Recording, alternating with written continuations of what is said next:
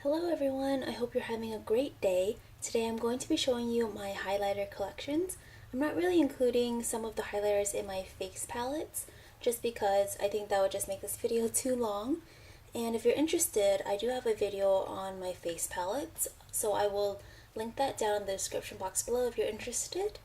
And in any case, let's just go ahead and get started. So really lately I've been really liking more of a cream liquid highlighters just because I think they look very natural on the skin. So one of my favorites is the Marc Jacobs Dew Drops. This is in the original lighter shade in Dew You.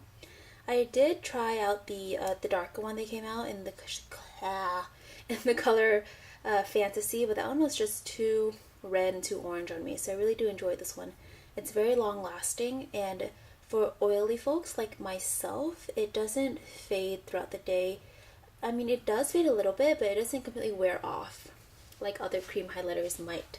So this one is actually really beautiful. I love it. And I just used like half a pump, or not even half a pump, because a full pump would be a lot. I used like a droplet of this and it covers my entire face just fine.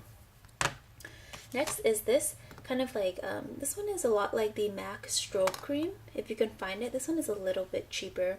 It's by the Korean brand The Face Shop. I'm not sure if they have standalone stores in the US, but I do know if you go to the Korean beauty stores, they might have this.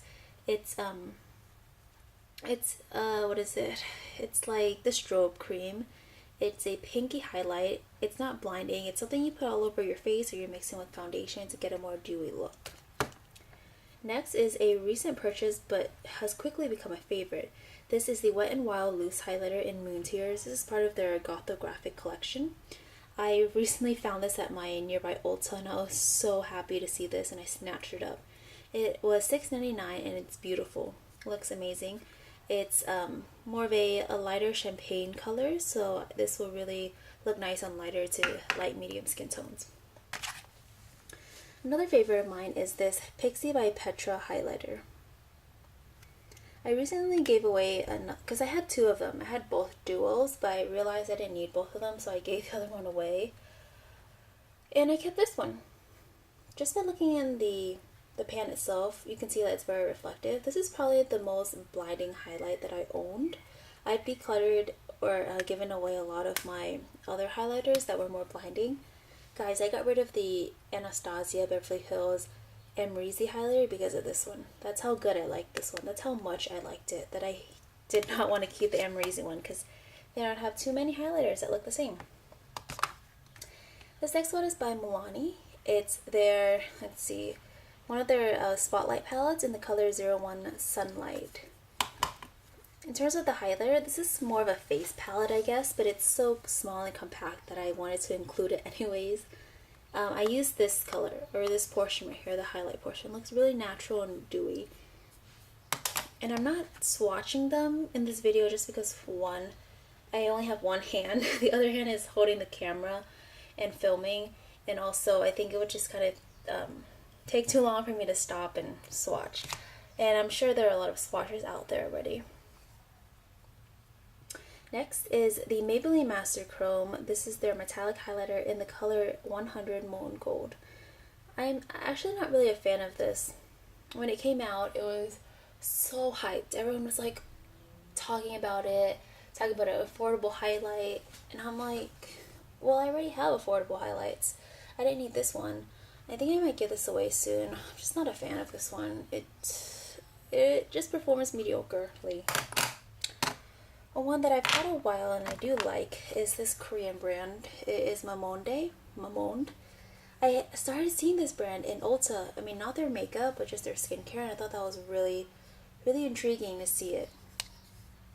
This is in the color 02.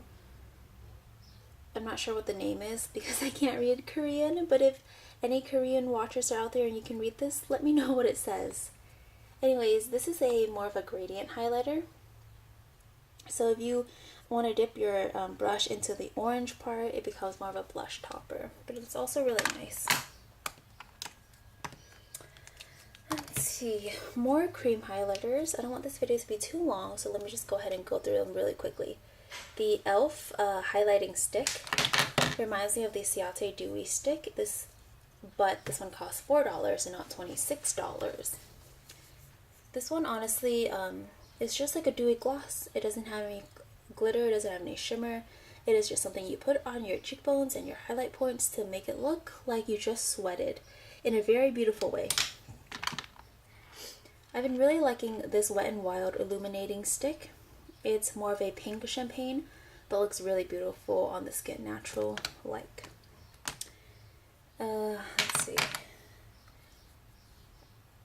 So I spoke about this Milani stick in my bronzer collection video. I'll link that down below.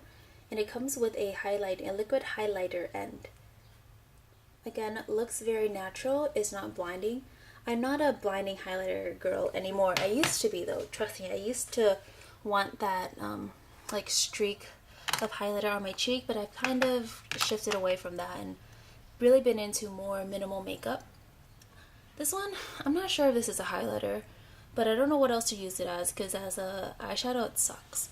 This is the Wet n Wild Loose Pigment. Does this have a color? This is in Kung Fu Lightning. That's funny. That's like the first time I've actually looked at the name of this one, just because I hate it so much. Anyways, this one is not the best for a highlighter. It's very chalky. It doesn't look natural, but it was cheap and it's cute, compact, good for travel. This is a deluxe sample size of the Too Faced Candlelight Glow and Rosy Glow. Now I got into makeup after these had been released for a few years, so I'm not sure if these were really popular or not, because I wasn't in the makeup scene back then, but I really do enjoy it. These aren't really talked about a lot anymore. I don't know why. They're definitely not blinding, but they're not so subtle that you can't see anything, and I just think that nowadays people are either into the super natural highlighting like the RMS or the Glossier kind of highlighters, or they're really into the Amorisi blinding wet look that your more like middle range highlighters kind of get overlooked. If you can get a sample of this like in the size, I would get it. I probably wouldn't buy the full size because I never go through my highlighters, as you can see. Next is an e.l.f. highlighter palette. I got this as a gift, and that's why I feel bad about giving it away, because it was a gift.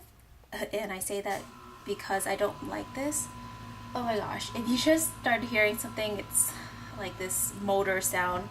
So I'll go ahead and try to wrap this up so you don't have to listen to that sound in the background for a lot longer. All the colors in here are so natural. Like, I don't want to say natural because then natural kind of gives a positive connotation. These shades don't show up on my skin. I mean, of course these darker colors will, but they just look like I'm putting eyeshadow. That's what they are. They're like the most chalky, dry eyeshadows that you put on your face as highlighters.